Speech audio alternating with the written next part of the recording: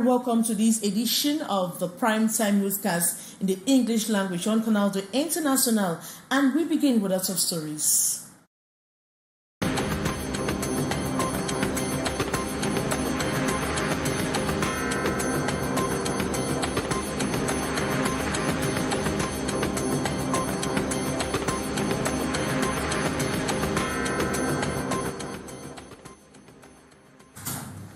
Shock and consternation in Douala 3 following the tragic death of a 36-year-old man allegedly stabbed by his partner after it ended their relationship. The couple had been together for 3 months before the crime that occurred over the weekend. And today, February 17, is a kickoff date for the online enrollment process for the national identity card to be produced in 48 hours. In a communique made public this Monday by the Delegate General for National Security, the stages to be followed are clearly outlined. Those are major stories. Details right ahead.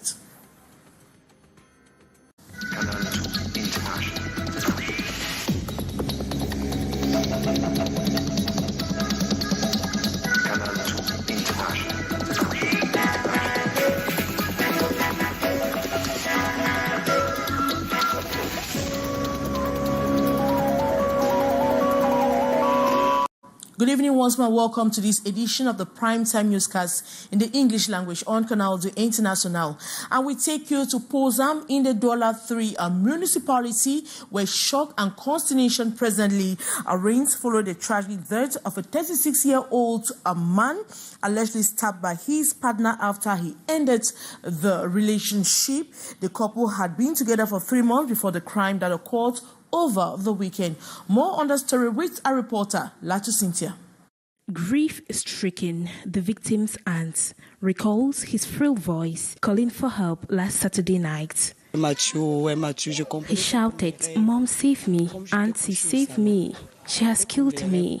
While knocking at the door, I heard it as though it was a dream. I laid in the living room. As I opened it, he fell on me and blood was oozing. I called some children for help, but when they got to the hospital entrance, he died. This Monday afternoon at Oman's family compound in Pozam neighborhood, Douala 3 faces are sober as they stare at the only remnant left, a picture of the deceased hanging in his aunt's window, a house near the couple's room.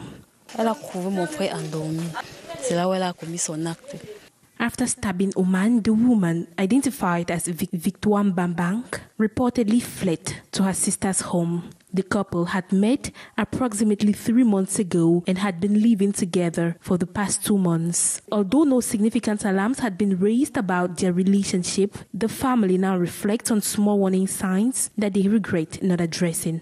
They were together all day, but children told me that around midday, she threatened him with a knife. Some little children in the neighborhood shared this with us after he had died. Last week, while I was traveling, she sent me urgent messages saying she was about to break up with my brother. She claimed she couldn't support him anymore and mentioned the devil was winning over her. At the doorsteps of Victoire's home, her luggage remained. The woman had a 2-year-old child she brought to Oman's home, but it's reported that she took the child away a week before the incident. My brother told her to leave, but he started to blackmail him with food. She would stay out late and spend nights away. He had become the babysitter for the child. The victim's body has been taken to Lakentini Hospital mortuary, while the alleged perpetrator, 25, reportedly surrendered to the police following pressure from her sister.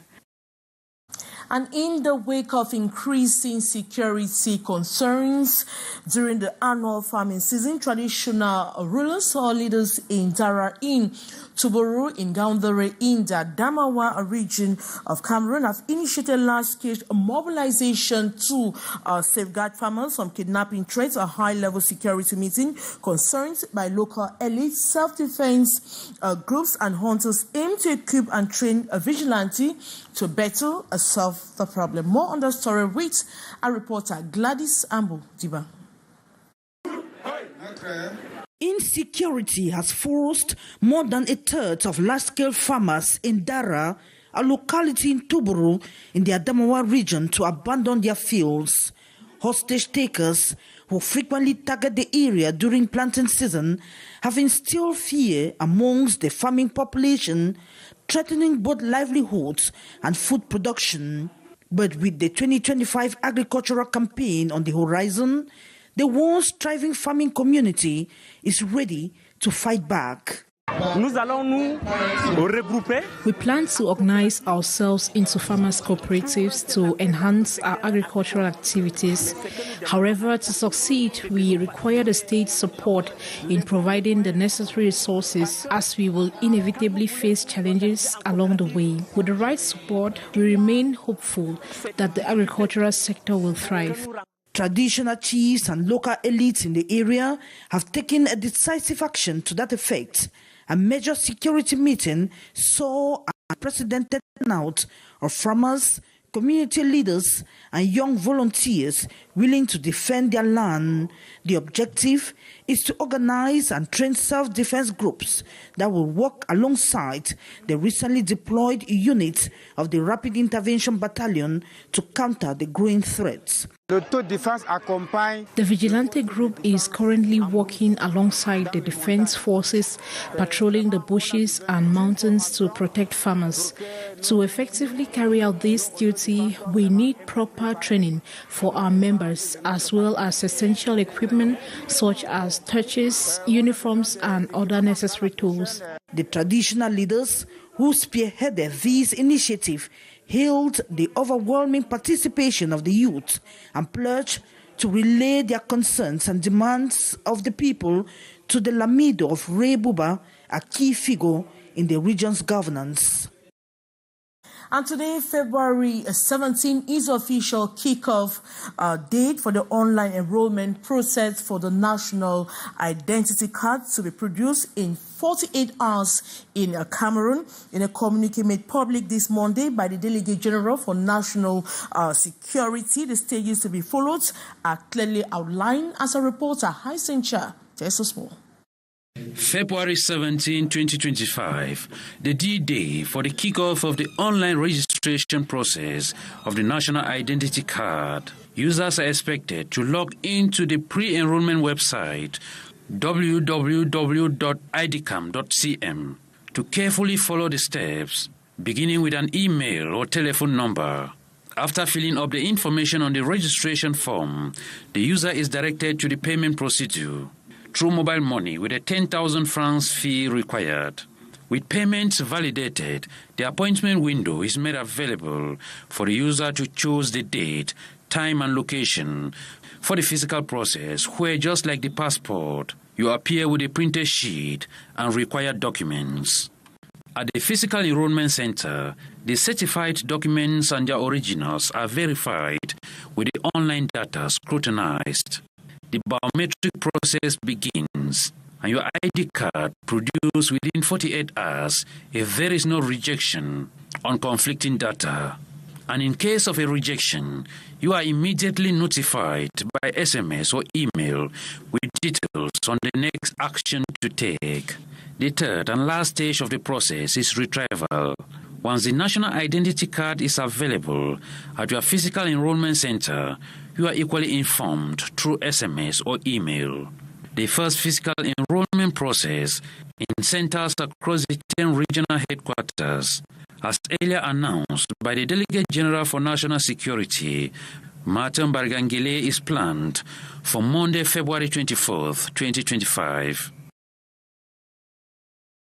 And according to government, the problem or the aim is to address the long-standing issues faced by Cameroonians to obtain a national identity card in the country, which have often taken months or even 7 years to arrive with. We talk to Cameroonians on the streets of Douala. The new system, launched on February 17, 2025, is expected to bring significant relief to Cameroonians who have struggled with the previous system. C'est une excellente nouvelle. This is excellent news for those dealing with issues such as double or triple identities or other problems. I believe the national security authorities are making the right move by implementing this procedure for a primary identity document. Pour un titre identitaire. The online enrollment platform will enable citizens to initiate the application process from the comforts of their homes, reducing the need of physical visits to identification centers. I have been waiting for my ID cards for 3 years now. I sometimes wonder if heaven and earth have conspired to make me suffer. Applying for an identity card and having to wait an entire year without even receiving a temporary national ID during that time is truly frustrating. According to reports, the new ID cards will not only be delivered quickly, but will also feature enhanced security measures, including biometric data to prevent counterfeiting.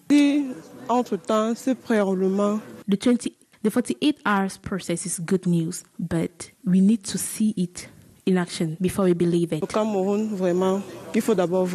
government has invested heavily in modernizing the ID card production process, with plans to construct 3 autonomous biometric identity card production facilities in Yaoundé, Douala, and Garoua. The introduction of the new system, Cameroonians say, is a welcome development, especially as they face numerous challenges in obtaining ID cards.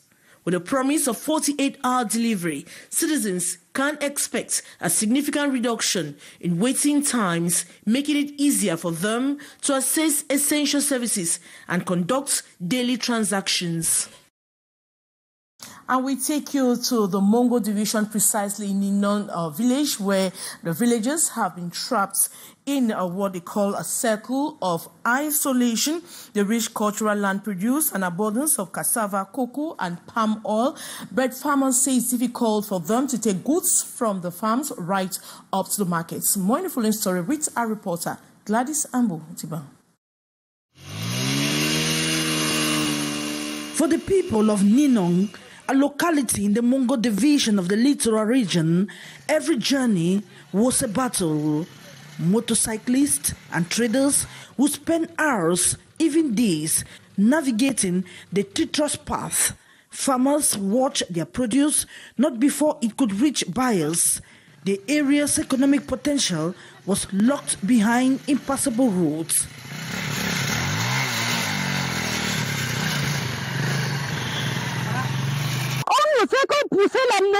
We only push the motorcycles. We only push them. Since this morning, we are still on the road. Hunger is only hunger that is dealing with us. But today, hope is taking shape on the ground. The government has responded, injecting 150 million francs CFA into road reconstruction. It's a project that promises to transform not just infrastructure, but lives. I thank the state that has given us this road, you see, being constructed. Smiles have returned to the faces of the inhabitants of this area.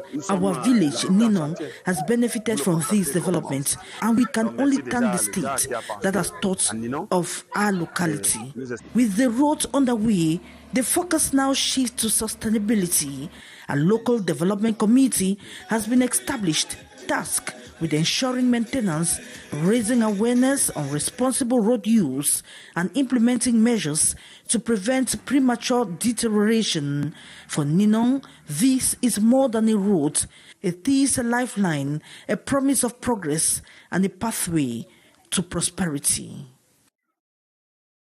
And the Mother of Child Center of the Chantal Biya Foundation has made significant strides in the care of childhood cancer progress from the combined efforts between Cameroon and the Order of Malta, which has supported this cause for 25 years. More with our reporter, Beatrice Ngamu.